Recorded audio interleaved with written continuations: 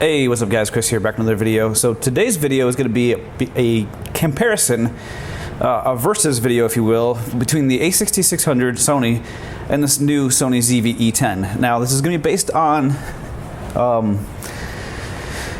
for content creators only, this is for YouTube videos. If you're going to get into YouTube, which camera would I recommend, or which camera is better than the other, I guess is really what it comes down to. So I'm going to get into 5 reasons why the A6600 is better. I'm going to get into 5 reasons why the ZV-E10 is better, and then we'll kind of discuss which one I think is the best.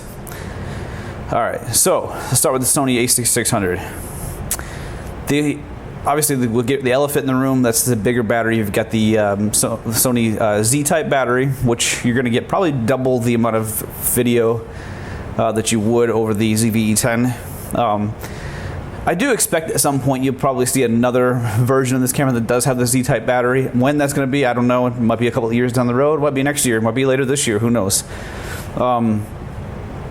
But having that extra battery life is going to be, definitely beneficial, and in many ways, you'll be able to shoot a lot longer periods of time without having to switch out batteries. You don't have to buy nearly as many batteries.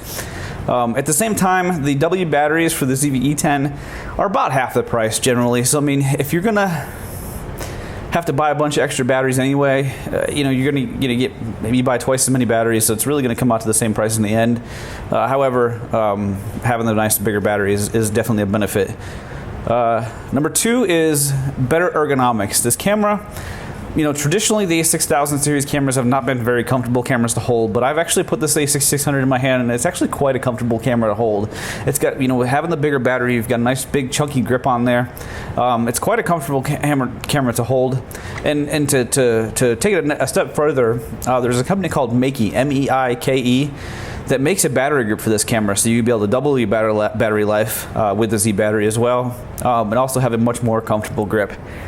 So I think it's definitely a better thing there. Number 3 is in-body image stabilization.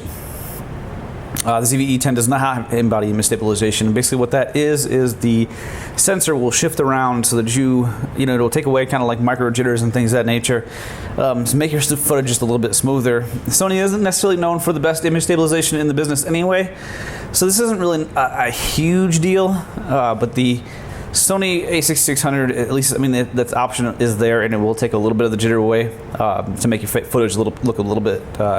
You compare that. There's a couple of different APS-C lenses. I want to see the 18 to 105 has got image stabilization. The 10 to 18 has got image stabilization built in. So you pair it with a couple of these lenses, now you've kind of got like a double-edged sword there as far as image stabilization. Number 3 is a flip-up screen. And the reason I like this idea over the flip out screen is because a lot of times when you're content creating, you kind of will drift over and look at the screen. See, I'm shooting on the Panasonic HCX2000 right now, and there's a screen out there. I'm not looking at the screen right now because it's not flipped around, but if I was looking at it, it's a lot more noticeable if you're looking at the screen to the right. But if the A6600 has got the screen just barely above the lens, so it's a lot harder to kind of tell that you've been looking at the screen. So I do like the flip up screen as far as being a solo content creator. It is more beneficial, I believe. Then number 5 is the overall professionality of this camera. Now, it's not really going to matter if all you're ever going to do is make YouTube videos, but if you are getting into video production, there might be a chance that someday that you might want to go and do some more advanced type video. Maybe you're going to film a wedding, you're going to film an event of some sort, and if you show up with a tiny little camera like the ZV-E10, people are gonna be like, well, are you really a professional? People don't know that inside that camera they're basically identical cameras.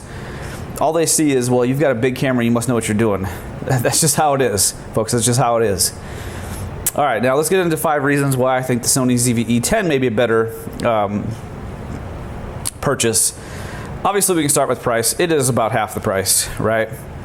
And there may be, yeah. You got half the price. It's like $799 for the lens and body, right? For a 16 to 55. The Sony A6600 is like $1,400 for the body alone. So you're looking at right about half the price. You don't have a lens yet at this point. The A6600, that is a giant, benefit to you. Price. And to be honest with you, the cameras generally I mean, the video quality wise, you're not going to know the difference at all. So let's just get that out of the way. You're not going to notice any difference in the video quality whatsoever. These cameras are identical. They both film 4K, 30 frames per second, 420 8-bit video, and that's what it's capped at. That's about the best you can get out of either one of these cameras. So they do both have like a log profile. They both have HLG, I believe, and they're both high quality video cameras. But you're not getting anything more out of one or the other. Number two is a more compact design. So, like if you pair this thing with like the little pancake lenses, Sony's got a couple of them, a 20mm 2.8 f2.8 and a 16mm f2.8. If you got big enough pockets, this is a pocketable camera. So with an APS-C size sensor, you've got a pretty decent camera that you can take everywhere that you go, and it's very beneficial there. You're going to get, number three, you're going to get a slightly better autofocus system. Now, this camera is, 2 years newer. That's 2 years worth of technology. That's 2 years more of a processor. It's just going to be a little bit faster. Chances are highly likely you probably won't even notice much of a difference. But if autofocus is that big of a deal to you, you got it there. That's actually three. There's gonna be six because I did the price. I didn't really think about that. But number four is the USB Type-C. The A6600 has the older micro USB attachment point to charge the camera, and USB Type-C. So like, here's the thing. Like when it comes to this, like if you were to go to your local Best Buy right now because you lost your cable, it's going to be a lot harder for you to find a micro USB cable nowadays than it will be a USB Type-C cable. So in the event that you need to charge this thing on the go and you forgot your charger, I think you've got a much better chance. USB Type-C is the way of the future at this point, as of the making of this video.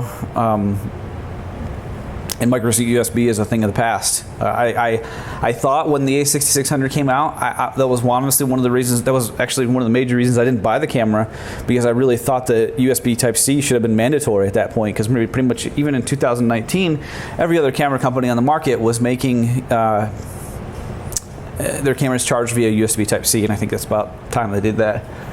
To include all the Sony's full-frame cameras, were also doing that. And the last and final thing is the fully articulating screen. It's just a little bit more versatile. When the fully articulating screen, it flips out to the side, especially when you're making video, there's just so much more that you can do with the camera. So many more angles that you can get good shots from than you will from the Sony A6600. So, which one did I recommend? I recommend going with the ZV-E10 for a few different reasons. Like I said, this camera, the ZV-E10, does have electronic stabilization, does not have in-body image stabilization, so it will crop in on the photo image a little bit. And matter of fact, if you want the highest quality, it'll crop in quite a bit.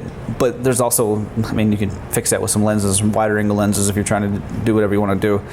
But the USB Type-C is kind of a big one for me. I don't know why. That is just one of my pet peeves. Every camera that I own right now charges via USB Type-C. My laptop, that's a great thing. You got an iPad, you got a MacBook, it doesn't matter. All the chargers will work. So if I forgot my charger for my camera, but I brought my iPad with me, well, I got a charger for it, and it'll work. The micro USB, then you need to go find another USB cable. You probably have to find a whole other charger. It's just kind of a mess.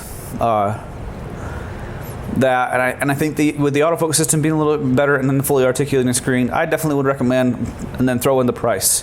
Like I said, you're getting the same video quality, pretty much. And if you're trying to go on professional shoots, something like that down the road, that's something more that you can think of down the road. If you're starting a YouTube channel right now in 2021, think about what you need kind of right now. Because 2 or 3 years from now, the A6600 will probably be a little bit more obsolete than the ZV-E10. So kind of, take that into account. Anyways, that's about it for today's video. I hope you guys enjoyed this. Thank you guys for watching, and we'll see you guys in the next one. Later.